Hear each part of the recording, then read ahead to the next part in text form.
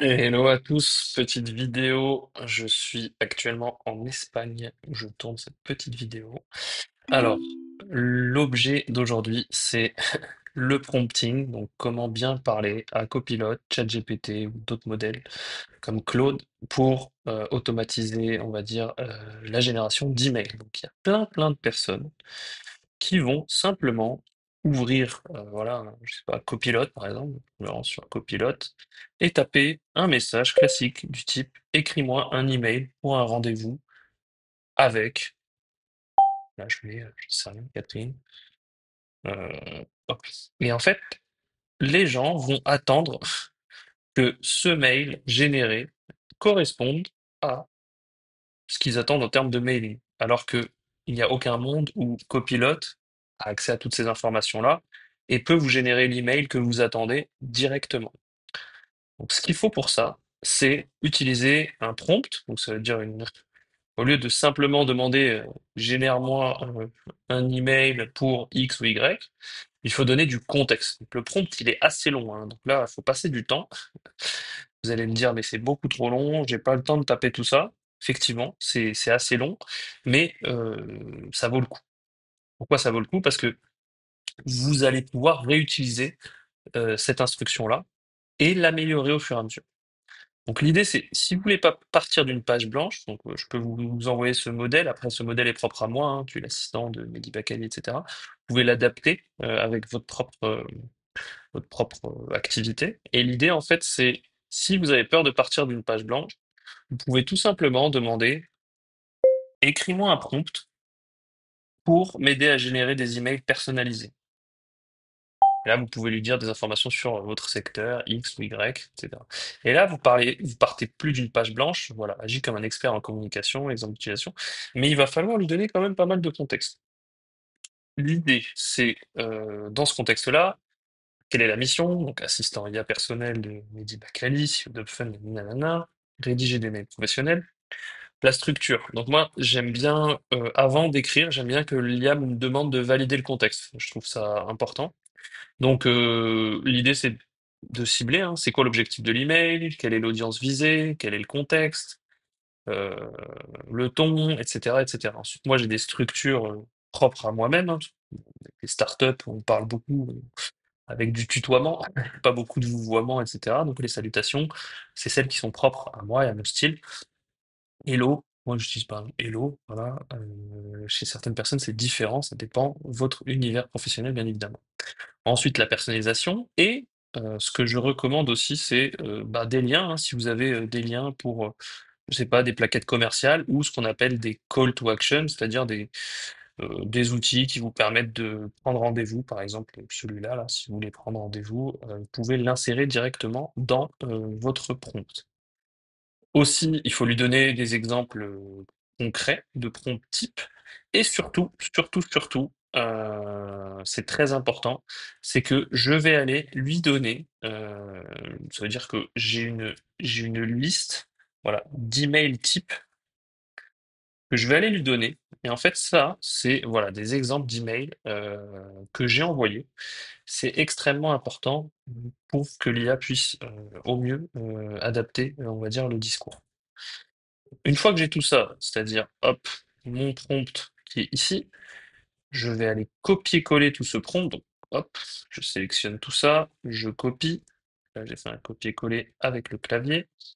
Et je retourne sur Copilot. Cette fois-ci, je vais aller créer ce qu'on appelle un agent ou un assistant. Sur la version anglaise, donc un agent, hop, ça veut dire que je vais demander à Copilot de persister ce prompt, donc cet assistant, et son but, ça va être uniquement de rédiger des mails propres à qui je suis.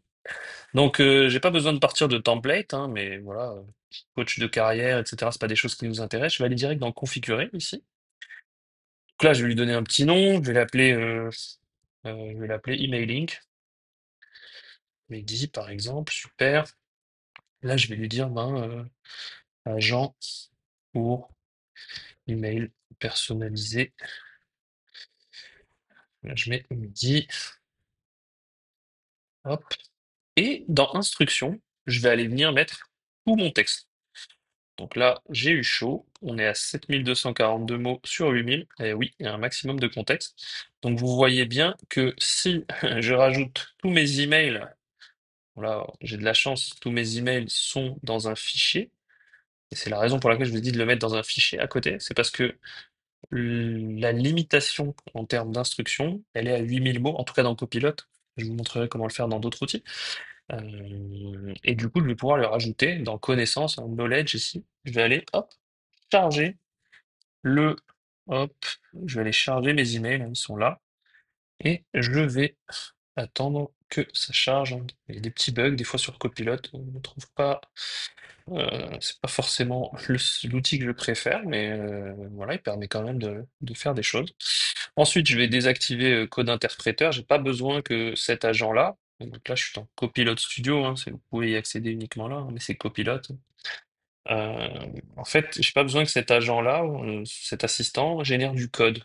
C'est pas quelque chose dont j'ai besoin. J'ai pas besoin non plus qu'il génère des images. Donc je le laisse désactiver. Ça, c'est des suggestions de prompt. C'est-à-dire, il va me proposer ça. Si je le remplis, il va me le proposer quand je serai en mode demande. Donc une fois que j'ai paramétré, je peux même lui mettre, voilà, petite icône. Hop, je vais aller charger, voilà, petite icône d'email. Comme ça, je peux le reconnaître. Si vous en avez beaucoup, c'est pratique. Apply. Donc il y a toujours un petit bug côté de Copilot, je sais pas, ça arrive parfois. Je vais essayer de recharger mon icône. Absolument, je l'ai déjà eu celui-là. Et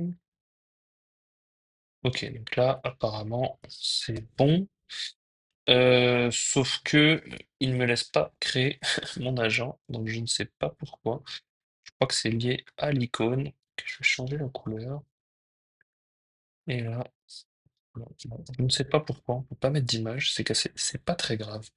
Donc je crée ensuite, en haut à droite, je vais créer mon agent qui s'appelle Emailing Mehdi. Hop là.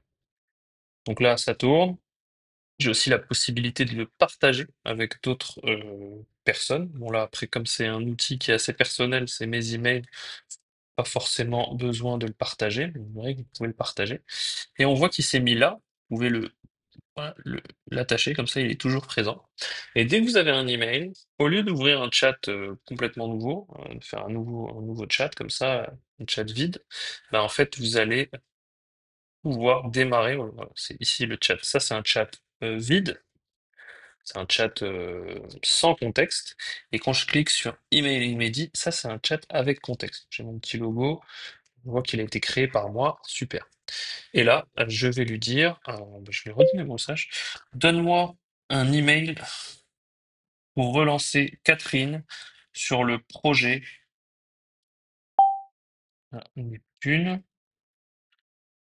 Propose-lui aussi de prendre rendez-vous avec moi pour un rendez-vous de 1 heure.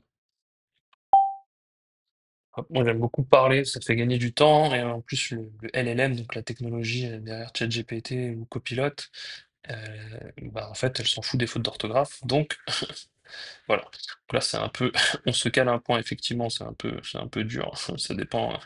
Catherine, on va imaginer que Catherine est dans les équipes. Je me permets de te relancer rapidement sur le projet Neptune. Je voulais savoir si tu avais eu le temps de. Voilà, donc on va vraiment, c'est mon style, hein.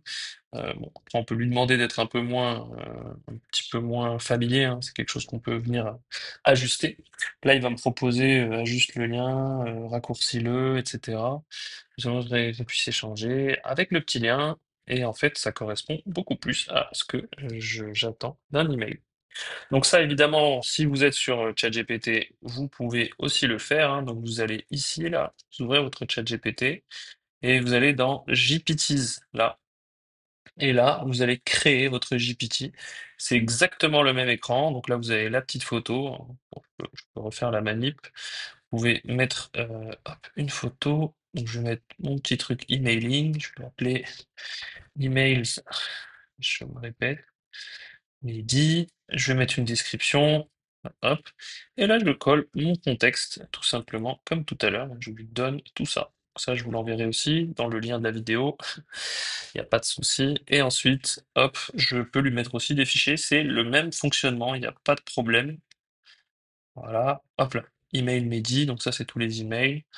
Là, dans ChatGPT, on peut lui dire quel modèle prendre. Voilà, c'est un peu différent. Je vais lui dire le modèle 5, le dernier. Je vais enlever la génération d'images, le canevas, je vais garder la recherche web. Il se peut des fois que quand vous mettez à jour vos fichiers, ça ne marche pas, il faut retenter.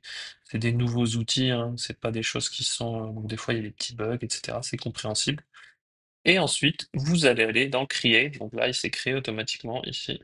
Et c'est exactement le même principe. Vous allez avoir votre agent qui est prêt à être configuré. Donc là, il met un petit peu de temps à charger. Donc là, il y a une erreur. Donc là, il nous propose le GPT, hein, donc ce qui est un agent. Est-ce que c'est pour moi? Est-ce que je peux le partager avec des gens? Ou est-ce que je peux le publier sur le store? C'est un peu comme le store des applications iOS. Donc là, c'est le store des applications GPT. Donc là, c'est pour moi. Et je fais Save. Et ensuite, donc là, on voit bien qu'il est en draft et il va passer en publié. Et c'est le même fonctionnement. Je vais lui reprendre exactement le même. Donne-moi un email pour relancer. Nanana. Donc là, hop, il est sauvegardé. View GPT. Je vais aller voir mon GPT et c'est exactement la même chose. Donc là, je vais lui coller et il va avoir le même fonctionnement. Vous pouvez faire ça aussi sur Claude.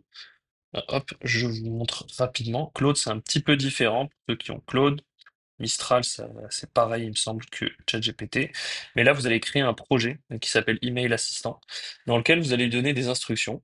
Ici, donc c'est la même chose. Et un fichier, donc c'est la même chose, c'est mes exemples d'email. Voilà. On a fait le tour des trois petits outils. Donc là, je vais donner le modèle 5, ChatGPT 5. Donc il tourne un petit peu plus longtemps.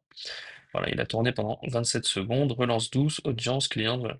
Bonjour Catherine, je me permets de te relancer au sujet de. Si tu es partant pour qu'on se bloque 1 heure. Donc ça, c'est vraiment mon style, là, je me reconnais, etc., etc. Voilà, voilà pour la petite vidéo. Donc je vous remercie et je vous souhaite bon courage dans vos prompts. À bientôt.